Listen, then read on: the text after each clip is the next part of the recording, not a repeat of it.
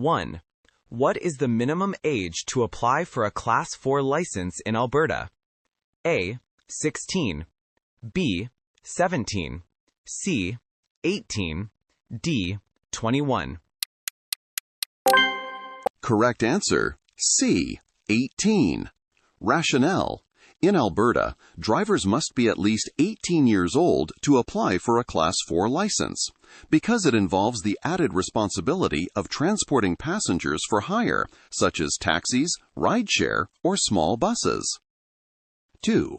According to the law in Alberta, it is the driver's responsibility to ensure that all passengers under what age are properly restrained in the vehicle?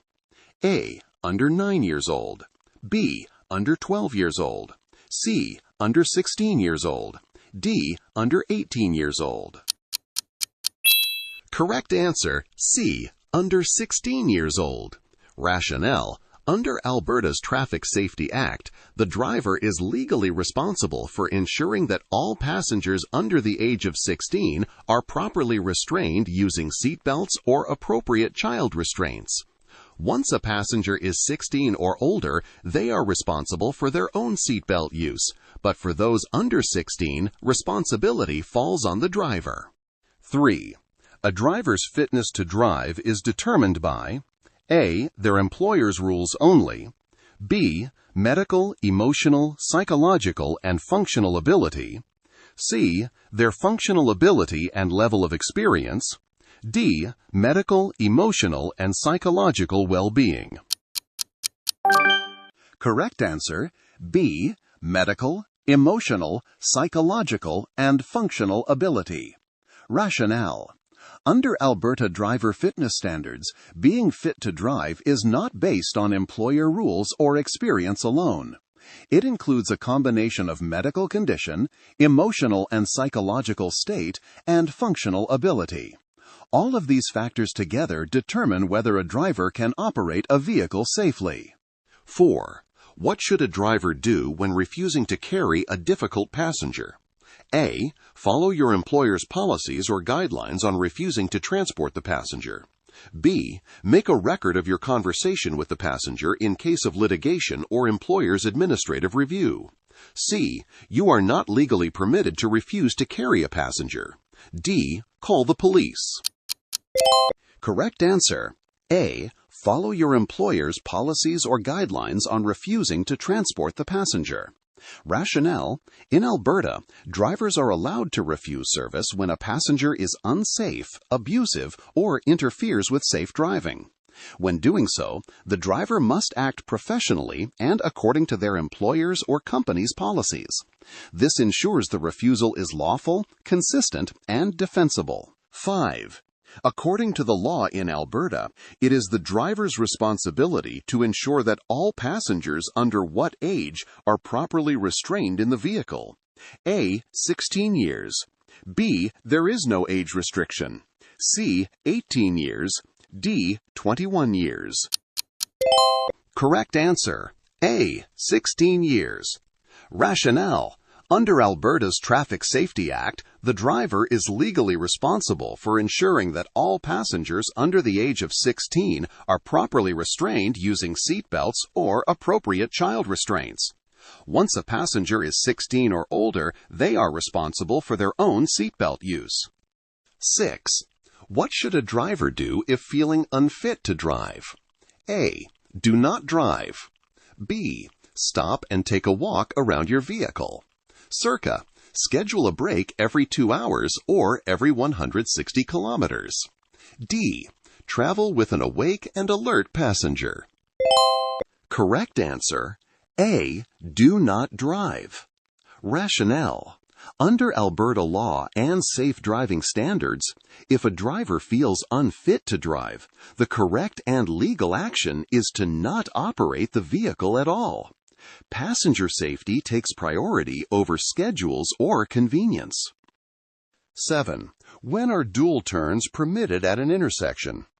A. Anytime there are at least 2 lanes on the road being entered. B. Only when turning from a one-way road onto a one-way road. C. Only when the road has 6 or more lanes. D. Only when indicated by pavement markings or traffic control signs. Correct answer. D. Only when indicated by pavement markings or traffic control signs. Rationale: in Alberta, dual turns are not automatically permitted just because there are multiple lanes. They are allowed only when clearly indicated by lane markings, arrows, or traffic control signs. This prevents confusion and collisions. 8.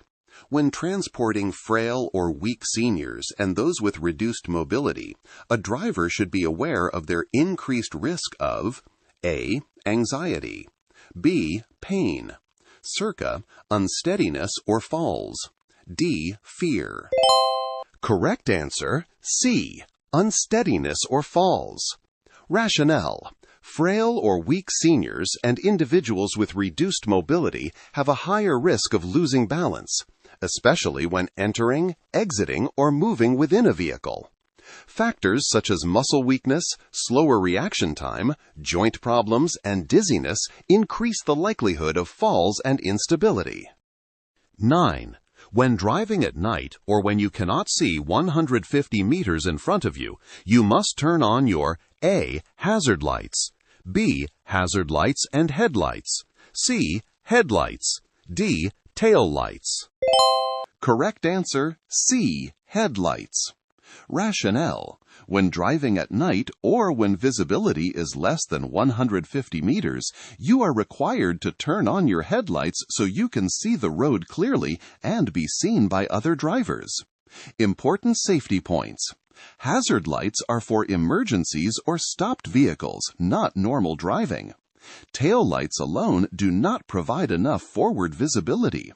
Headlights include low beams, which should be used in poor visibility and around other traffic. 10.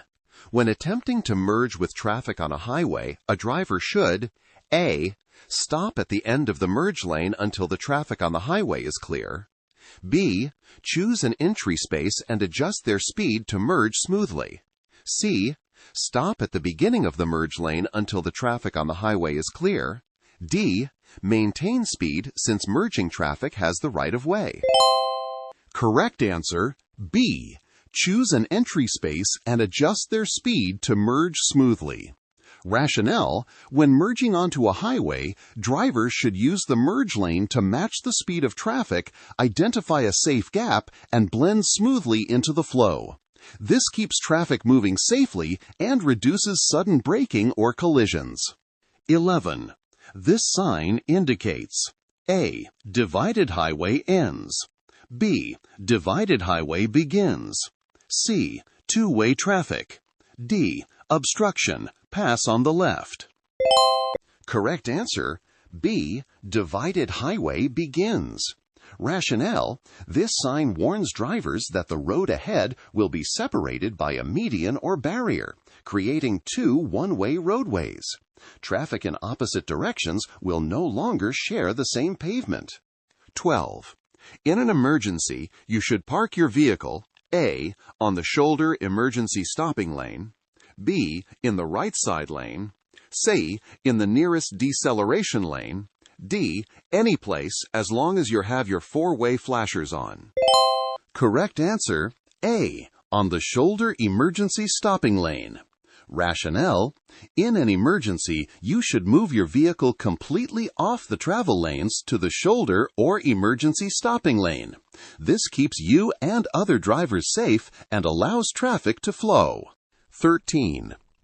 A school bus parked on a hill must be left in A. low gear or reverse for a manual transmission, B. neutral gear for an automatic transmission, C.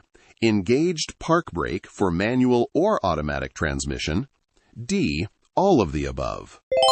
Correct answer, D. all of the above. Rationale: when a school bus is parked on a hill, safety requires multiple precautions. Manual transmission: use low gear or reverse to prevent rolling.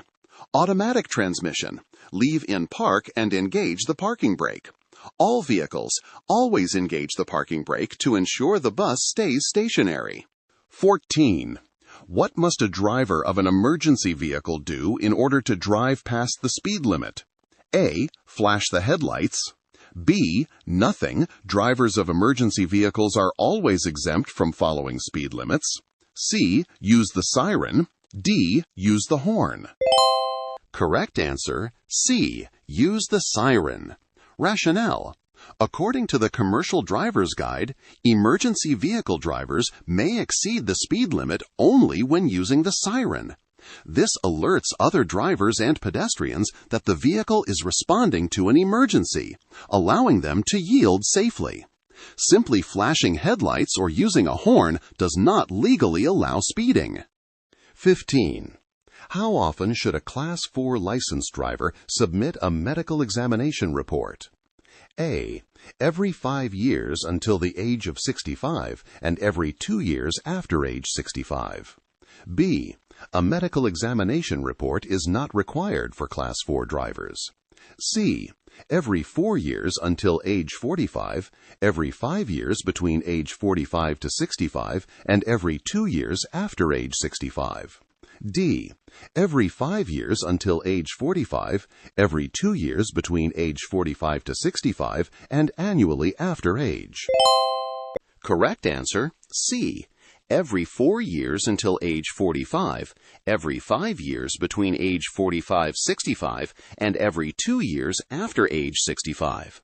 Rationale: for Class 4 license holders, regular medical exams are required to ensure drivers remain medically fit to operate passenger vehicles safely.